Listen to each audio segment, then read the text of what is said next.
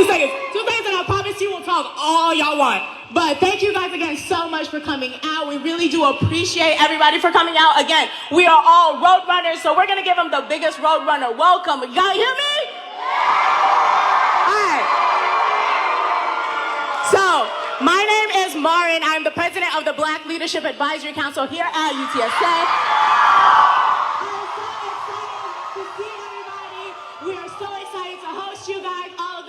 Are so excited to see you guys, but I'm gonna shut up and let the man of the hour speak. We get it up our next.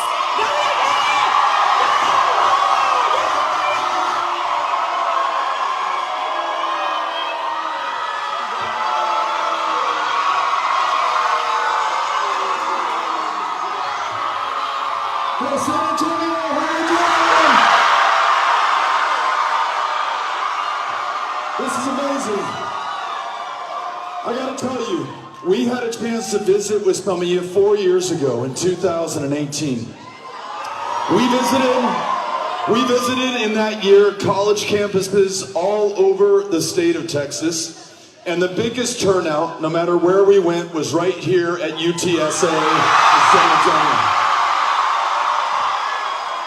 And I'm convinced that you all led the way in 2018 in the largest voter turnout that we'd seen in the state of Texas since 1970. Young voters in that year, young voters just like you, turned out at a rate of 500% over where they turned out the last midterm year. Together we helped to elect 12 new state house Democrats, 2 new members of Congress, flipping control of that institution. In Harris County alone, do we have any Houston folks in the house? Yes. In Harris County alone, 17 black women were elected to judicial positions in that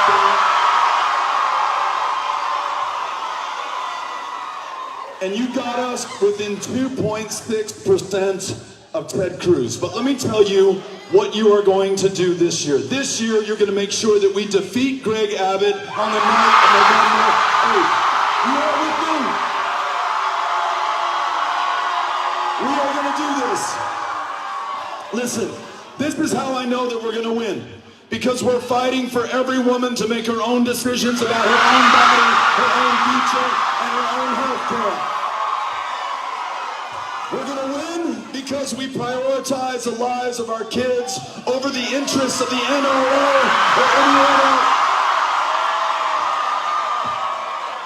We're going to win because we have the backs of our public school educators, teachers, librarians, counselors. We're going to treat them with respect, pay them enough so they don't have to work a second or a third job.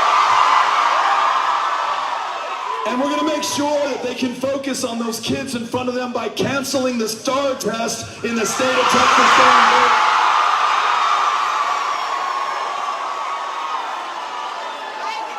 And you know what we're going to do? We're going to make sure that we get this democracy back. Nowhere, but nowhere in the country today is the right to vote under greater attack than it is right now here in the state of Texas. We make it so hard. We make it so hard on so many of our fellow Texans to be able to choose those who will serve them, represent them in positions of power and in public trust. And I'll show you. In this state, 750 polling places have been closed down, twice the number of the next closest state. Most of those closures have taken place in the fastest growing black and brown neighborhoods in the state of Texas. In this state, somehow we've come to the point where we allow members of Congress to choose their voters instead of the other way around.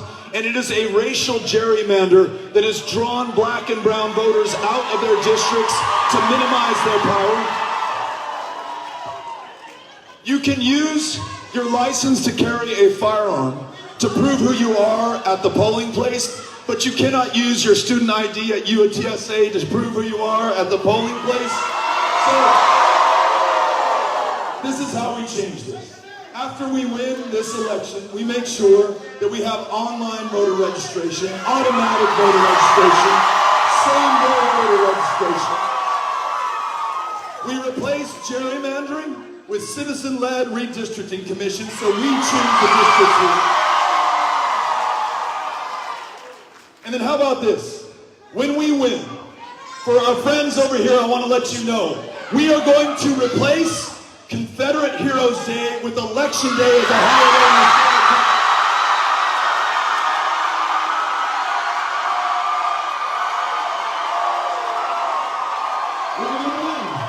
Texas. We're going to win because we are doing this together by and for our fellow Texans. We don't care, no me importa, if you're a Republican, if you're a Democrat, if you're an independent. I just want to make sure that we can do better by and for one another. And then there's this. There's this. We have this going for us. We are running against the worst governor in the United States of America today.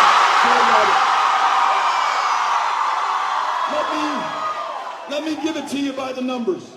It has been 1 month since the most extreme abortion ban in the country went into law right here in the state of Texas.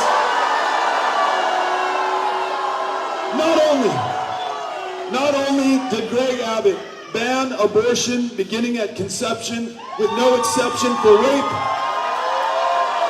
and no exception for incest, but you know what? He did it in a state that has one of the worst rates of maternal mortality in the developed world today, 3 times as deadly for black women as it is for white women in the state of Texas.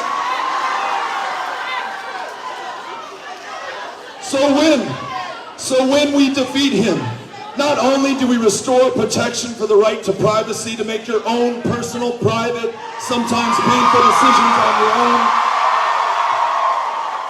but we are going to fully fund maternal health care in the state of Texas, provide for every single woman in this state. It has been nearly 18 weeks since 19 children and their 2 beautiful teachers were slaughtered in their very classroom in Uvalde, Texas. 18 weeks, and this governor has not done a single thing to make sure. Not done a single thing to make sure that our brothers and sisters in those classrooms across Texas do not meet the same fate as those children in Uvalde, even though we know the answers are in front of us, whether that's a universal background check, red flag laws, or at a minimum, raising the age of purchase to at least 21 when we win. When we win this race, we're going to defend the Second Amendment and do a better job of protecting the lives of our children in those classrooms. It has been 18 months since in the energy capital of the world, the guy in power could not keep the power going to the people of this state. Right here in San Antonio, you went without light, you went without heat, you went without water because it was frozen in your pipes. It did $10 billion of damage to the people's homes and apartments of this state. And here's the kicker and the killer. 700 of our fellow Texans lost their lives, froze to death in their beds, burned up in their apartments as their parents set fire to their furniture to try to keep warm, died of carbon monoxide inhalation in their garages, trying to stay alive at a time that they could not count on those in power to do that for them. $11 billion was taken from us while we were freezing in our homes. Those energy traders, those pipeline CEOs made that much in profit because our governor pegged the price of electricity at its highest allowable rate. And to add insult to injury, we are all now paying higher utility bills as a result. And the grid is still not fixed. So here's what we do. When we win, not only will we weatherize and winterize every part of the grid, we're going to connect ERCOT to the national grid so that we can get power when we need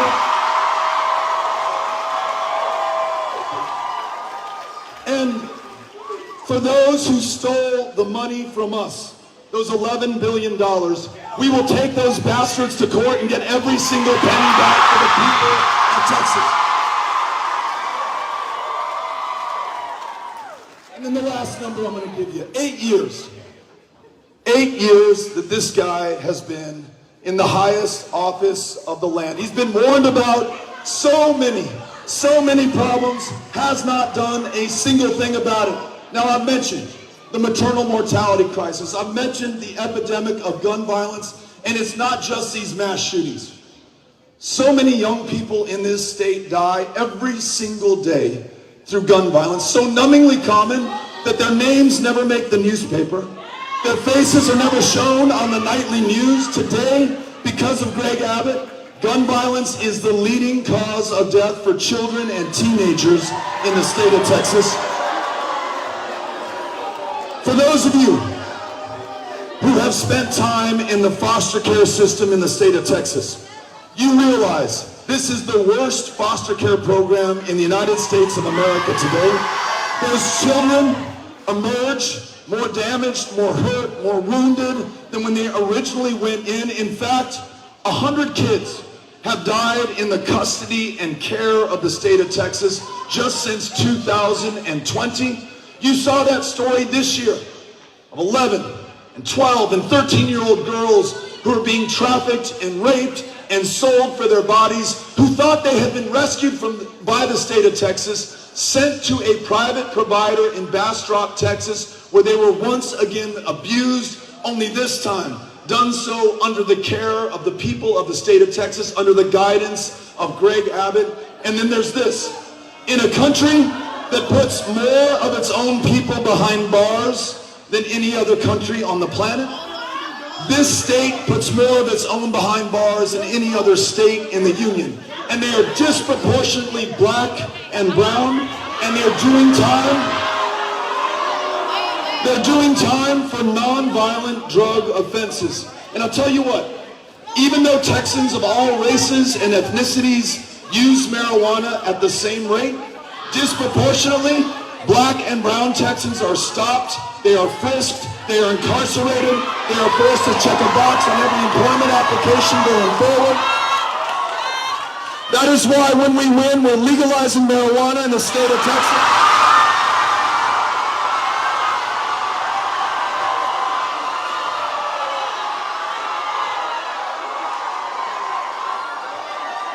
And we are going to expunge the arrest records of anyone who has served time for possession of marijuana.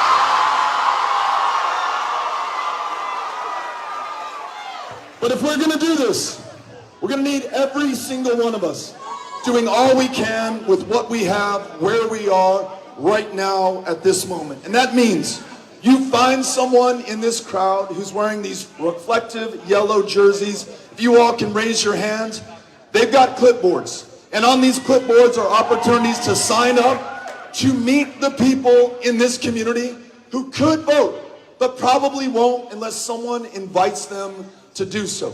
In 2020, arguably the most important presidential election of our lifetimes, 400,000 people in this community did not cast a ballot, even though they were eligible to do so.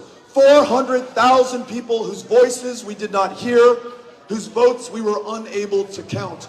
The only way that we bring them in is by going to where they are, and many of them are on this campus here at UTSA. So let me hear it if you're willing to do the work to make sure that we turn them out at the end of this race.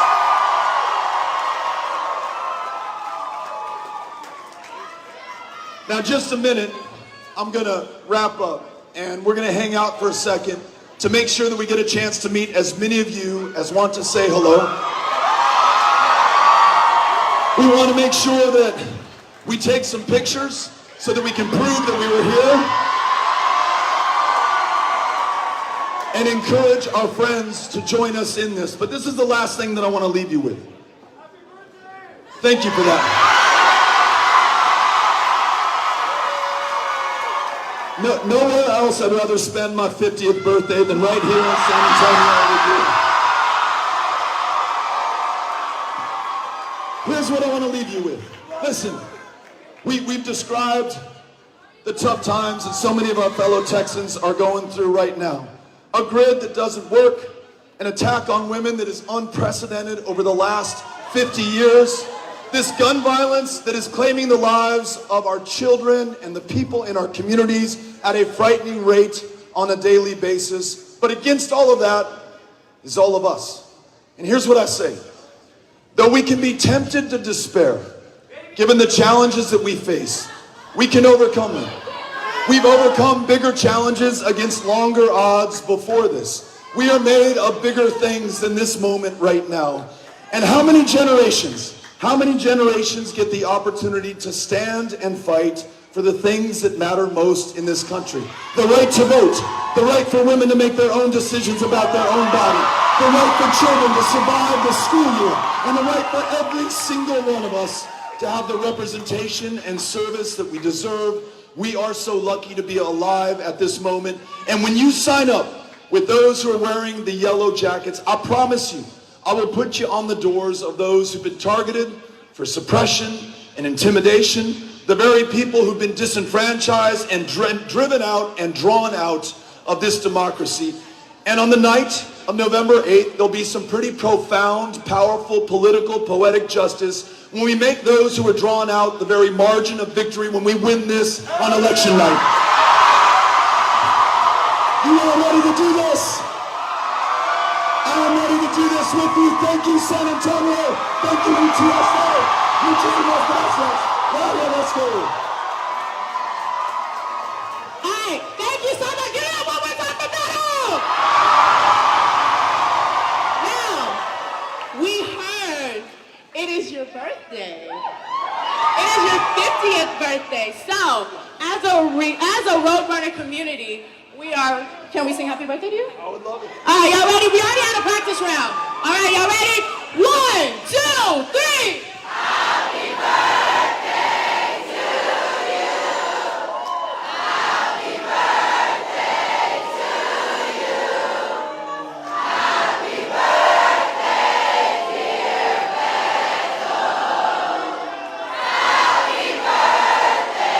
to you.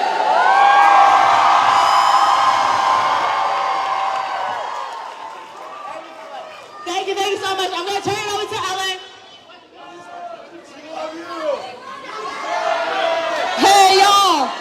Thank you so much for being here. Listen very carefully. We're going to do a photo line, and we have to do it super quick because Beto's got another place he has to be. So no questions, no stories, just photo and on to the next person.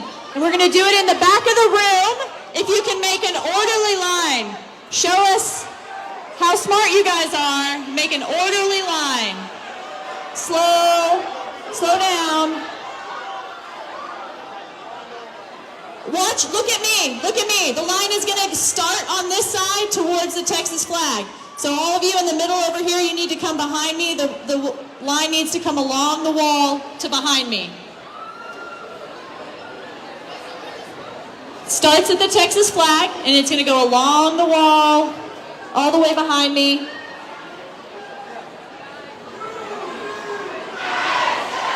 And feel free to move chairs around if you need to cut through over here.